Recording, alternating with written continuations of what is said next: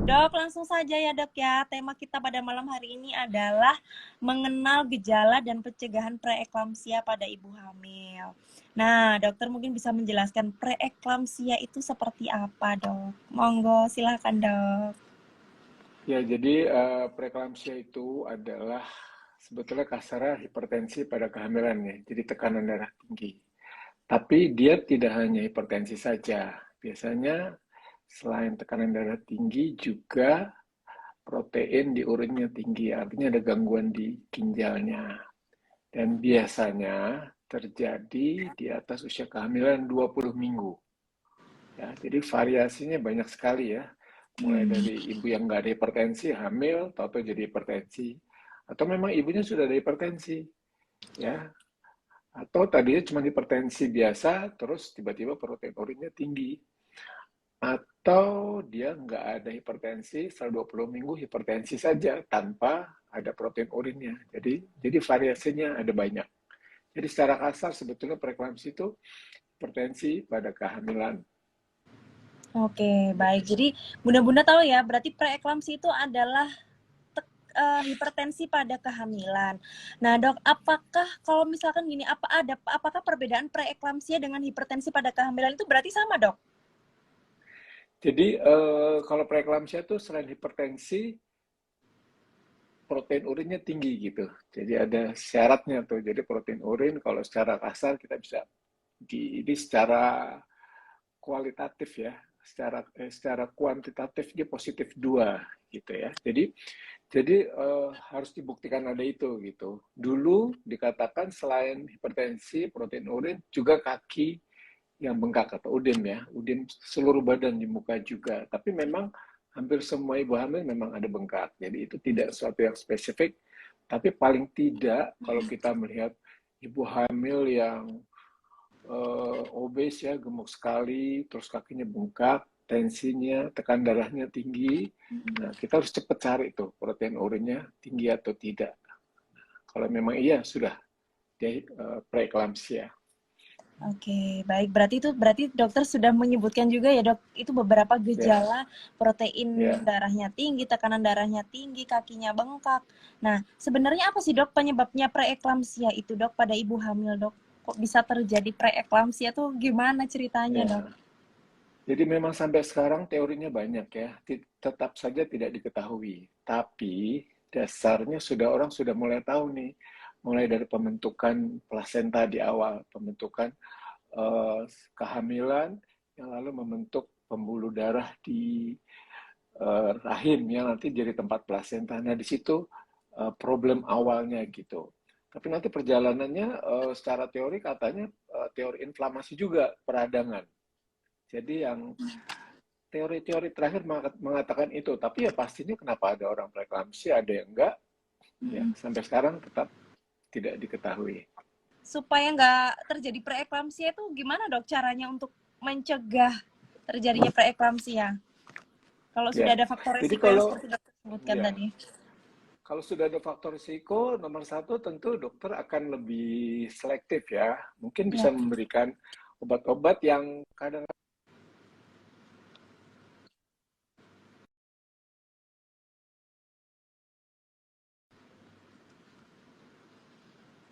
darah, apalagi kalau memang sudah ada Mohon maaf penyakit-penyakit dokter, ya. mohon maaf dokter, bisa diulang dok? Itu tadi keputus ya dok ya? Oh, iya ya, oke oke. Iya. Jadi ya pertanyaan yang itu ya, yang Bagaimana bisa mencegah? dicegah dengan cara apa? Iya. Ya, Mm-mm. jadi dicegahnya itu dengan cara kita bisa memberikan obat-obat seperti antioksidan, ya, obat-obat pengencer darah.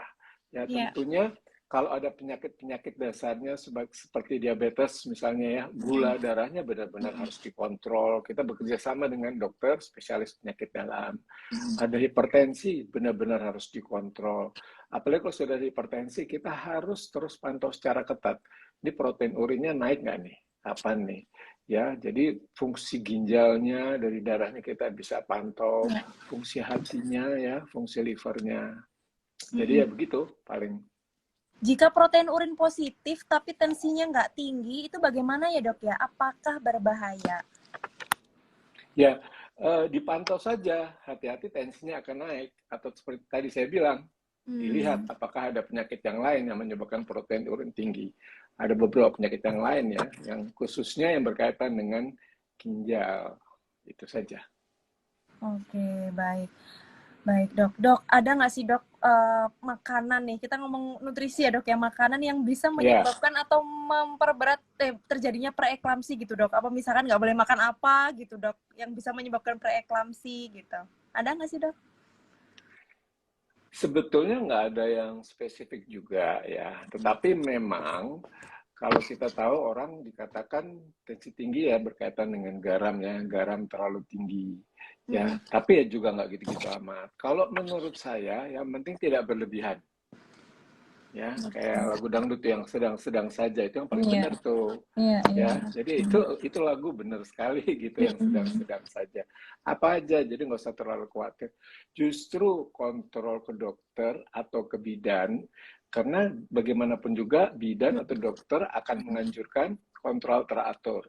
Mm-mm. Terutama nanti setelah hamil 7 bulan kan 2 minggu sekali. Ya. Kenapa 2 minggu sekali? Karena setelah 7 bulan trimester terakhir itu Mm-mm. tekan preeklamsi sering terjadi di situ. Jadi kalau ketemunya Mm. sebulan, Iya. kelewatan kita.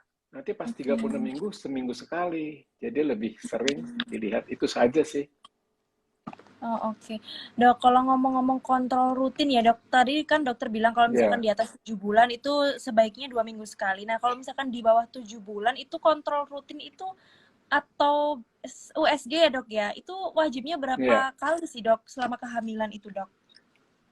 Sebetulnya Iya. mungkin kita melihat ya di kota-kota besar ya. Sebetulnya Mm-mm. kalau kita memikirkan kasihan saudara-saudara kita yang mungkin tinggal di pelosok-pelosok, nggak ada alat Iya. USG atau apa gitu Mm-mm. ya. Tapi memang alat USG ini sekarang menjadi suatu yang sangat penting untuk dokter kebidanan ya. Stetoskop kita sekarang adalah USG ya. Mm-mm. Secara kasarnya sebetulnya selama kehamilan minimal 4 kali itu sudah bagus Oke. ya, minimal 4 kali ya, sehingga sekarang juga orang banyak membuat USG. Ada yang USG bisa melalui handphone ya, peralat apa, alatnya lebih kecil, bisa di USG di mana, Mm-mm. siapa yang ngerjakan nanti yang ngelihat di mana. Jadi sekarang berbagai cara untuk memudahkan. Mm. Tapi sekarang percayalah bahwa USG sekarang juga sudah banyak Iya. yang harganya juga sudah tidak terlalu mahal ya. Iya. Bidan atau dokter di daerah sudah Iya. mulai punya. Yang penting Mm-mm. jalur konsultasi itu dari ibu periksa di mana itu Mm-mm. harus selalu ada, itu yang penting. Oke. Nah, Dok. Oke, kalau ngomong-ngomong USG tadi kan 4 kali ya, Dok. Itu di trimester berapa aja, Dok? Trimester 1 berapa kali? Trimester kedua berapa kali? Ya, jadi sebetulnya paling awal di 1-2 bulan pertama kita harus meyakinkan ada detak jantungnya. Hmm. Ya, tapi itu kalau tidak ketemu, yang paling utama di antara 11-14 minggu. Hmm. 11-14 minggu kita akan men-screening apakah bayi ini ada kemungkinan dia ada kelainan genetik, kelainan kromosom, Iya. Down syndrome misalnya. Dan dari 3 bulan itu pun kita sudah bisa melihat fisiknya. Apakah kepalanya tumbuh, tulang belakangnya, kaki 2, tangan 2 ya, dengan peralatan yang bagus 3 bulan kelihatan. Oke. Nanti setelah itu 5 bulanan, sekitar 22 sampai 20 sampai 24 minggu. Di Mm-mm. situ yang biasanya kita sebut ya, kita melihat apakah ada kelainan kongenital ya. Di situ kita Hmm. bisa lihat secara jelas jari-jari tangannya, jumlahnya Hmm. ya, organ-organ dalamnya, jantung, lambung, ginjal, hati, kandung kencing, semua struktur kepala Iya. ya. Jadi sebetulnya 3 ini udah utama. Nanti yang terakhir satu lagi di trimester terakhir tuh paling kita untuk nilai bagaimana air ketuban, Mm-mm. berat bayinya bagaimana, Mm-mm. arah kepalanya, arah mukanya menghadap kemana. Karena itu nanti bisa penting untuk meramalkan proses persalinannya. Jadi Oke. 4 itu sebetulnya udah cukup. 4 ini juga karena sangat penting banget ya, Dok ya. Jadi USG di awal itu bisa mendeteksi apakah ada kelainan Down syndrome misalkan. Iya, di tiga Oke, baik. bulan. Jadi dicatat ya bunda-bunda ya. Kalau misalkan dok sebulan sekali gitu lebih bagus kan dok? USG pengen sebulan sekali gitu pengen Iya lihat. sih, iya karena seperti kita bisa ngelihat cepat Ya. misalnya ya, Mm-mm. tahu-tahu air ketubannya dari awal kurang, ya, Oke. atau misalnya plasentanya posisinya di mana. Jadi kita bisa tahu, apalagi ada indikasi tambahan kalau ada keluhan, misalnya ada perdarahan pada kehamilan muda atau Mm-mm. ada yang lain, nah, kita Ya. bisa lebih cepat tahu. Itu saja kelebihannya. Oke. Oke, baik dokter. Jadi jangan lupa ya Bun ya, selalu kontrol. Yang penting tuh kontrol ya dok ya, supaya Iya, terpantau. yang penting. Oke, Ya. baik dok. Pertanyaan selanjutnya nih dok, dari Bunda Arinda Fionita. Dok, kalau kaki saja yang bengkak, apakah berbahaya dok? Silakan dok. Enggak, kebanyakan asal tekanan darahnya normal dia tidak berbahaya. Karena mikirnya gini aja, itu adalah proses mekanik ya. Jadi ada bayi di perut kita, sehingga aliran darah dari kaki ke atas itu jadi lambat, Mm-mm. jadi pelan. Jadi terkumpullah cairan di sekitar kaki. Tuh. Oke. Jadi Tipsnya kalau gimana hanya dok? bengkak Kalau saja nggak gitu. apa-apa. Oke, baik. Tipsnya supaya nggak bengkak atau mengurangi bengkaknya gitu gimana dok? Ada nggak dok? Sebetulnya nomor satu ya harus terima dulu bahwa bengkak itu ya. Nasib kan salah sendiri yang minta kawin siapa dulu ya kan? Jadi ya Gitu kan dok ya? gitu. Satu terima dulu kalau udah hamil ya risikonya begitu ada perubahan anatomi, fisiologi, Betul dok, bentuk betul. badan. Itu Benar satu dok. dulu sehingga nggak akan merasa berat gitu. Nah tipsnya ya kalau misalnya malam tidur ya kaki agak lebih diangkat dikit pakai bantal ya Mhm. dan juga bilang juga dikatakan ya garam dikurangi gitulah ya ya begitulah so-so pokoknya semua jangan berlebihan seperti saya bilang tadi. Dia akan kalau sore pasti kalau ibunya banyak berdiri akan kakinya lebih bengkak. Tapi itu semua tergantung. Ada yang pasiennya memang nggak bengkak, ada, Iya. tapi hampir sebagian besar pasti ada sedikit bengkak. Mhm. Oke, baik. Apa sih dok sebenarnya dampaknya pada kehamilan ketika terjadi preeklamsia itu dok? Ya, jadi dampak ke ibu dan ke bayi. Mm-mm. Ya, kalau ibu sudah ada keluhan, ya keluhan yang berbahaya itu misal sampai kepalanya pusing, Iya. sampai mual, ya Mm-mm. sampai penglihatannya terganggu, itu Mm-mm. sudah berat. Justru itu dengan kontrol teratur kita bisa jangan sampai ke fase seperti itu. Belum nanti gangguan organ, semuanya bisa kena livernya, ginjalnya, belum Mm-mm. ke otak ya, jadi banyak. Mm-mm. Kalau ke bayi, Iya. risikonya ya tadi bayi bisa kecil karena aliran darahnya tidak bagus ya. Mm. Terus bisa lahir prematur, entah Mm. karena memang secara alami badan kita kadang-kadang Iya. kalau ibu hamil ada penyakit tuh badan menolak tuh. Jadi bayinya Mm-mm. tahu-tahu terjadi proses persalinan, bisa Iya. lahir prematur. Atau Mm-mm. kalau tidak prematur, kalau dokter sudah melihat ada preeklamsi yang tidak bisa ditunda lagi, Iya. bayinya harus kita lahirkan secara prematur karena kalau Mm. tidak akan berbahaya untuk ibunya dan untuk bayinya itu juga. Bayi bisa kecil, bayi bisa Mm-mm. meninggal. Jadi banyak sekali risikonya. Karena preeklamsi ini adalah penyebab kematian ibu nomor 2 terbanyak setelah perdarahan. Oke, baik. Jadi benar-benar harus concern ya ibu-ibu ya, diperhatikan mungkin tekanan Ya, darahnya yang harus diperhatikan ya dok ya. Tekanan darahnya harus ya secara rutin. simpel itu. Selanjutnya Hmm. dok, bagaimana cara mengatasi jika sudah didiagnosa dokter preeklamsia? Apa yang harus dilakukan bunda di rumah? Apa yang bisa dilakukan bunda di rumah? Gitu pertanyaannya dok. Ya, nomor satu percayalah, nomor satu berdoa udah pasti dong, ya Iya dok. berdoa. Kedua, percayalah medis itu sama dokter, sama tim medis. Yakinlah mereka itu sudah bidangnya. Iya. Apalagi di negara-negara di Asia, di Indonesia begini, kita jauh lebih uh, pengalaman menangani preeklamsi dibandingkan dokter-dokter di Eropa. Ya, Hmm. di sana jarang kasus. Jadi kalau dokter di sana ngeliat preeklamsi, mereka tuh benar-benar khawatir sekali. Ya, Di jadi sini udah kalah lanjut gitu. pengalamannya.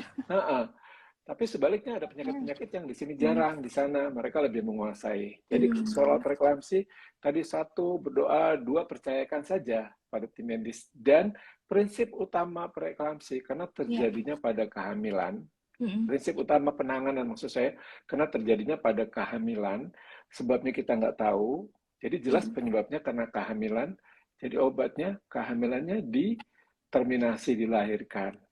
Mm. Nah, melahirkan ini dokter ataupun bidan harus hati-hati, harus cepat, tapi juga tidak boleh terlalu cepat, tidak boleh lambat, tapi cepat dan tepat waktu. Ya, kalau kita bisa tunda setua mungkin.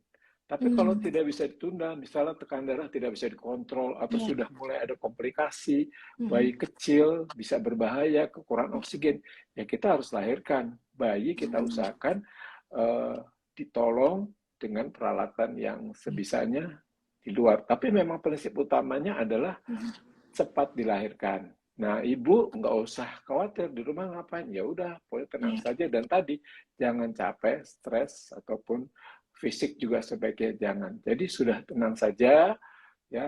Yang penting makan yang bagus, Mm. kontrol mungkin kalau tadinya masih sebulan mungkin akan disuruh 2 minggu atau bahkan ibu setiap minggu harus kontrol kalau kita sudah di atas 32 minggu ya dan Iya. tergantung rumah sakit atau tempat di mana ibu berobat kemampuan rumah sakit itu untuk merawat bayi itu Mm. bayi sekecil apa gitu. Kalau di ICU, Mm. ICU, di NICU ya, ICU bayi di Mm. negara-negara berkembang, mereka sudah bisa 26 Mm. minggu. Bahkan sekarang 24 minggu mereka bisa tolong. Mm. Tapi Iya. tergantung di tempat ibu tinggal itu, tanya, Mm. di sini kita bisa bayi sebesar apa bisa Mm. diselamatkan di sini. Kalau Mm. mereka bilang kita tidak sanggup, carilah tempat yang lebih Mm. baik ya Iya. untuk ICU-nya. Jadi gitu. Jadi kalau di rumah ya saya pikir ibu jangan capek itu saja dan makan yang bagus, istirahat yang cukup. Oke, baik. Jadi itu tadi catatan penting ya, Dok ya. Jadi kalau misalkan ibunya sudah ada tanda-tanda preeklamsia atau sudah Ya, didiagnosa preeklamsia, berarti harus mencari rumah sakit yang benar-benar memadai gitu ya. Salah satunya ada NICU-nya yang bagus supaya iya, misalkan ketika iya, lahiran prematur bayinya tepat gitu ya, Dok ya, bisa iya, diselamatkan lah gitu, betul. Dok ya. Iya. Oke, baik.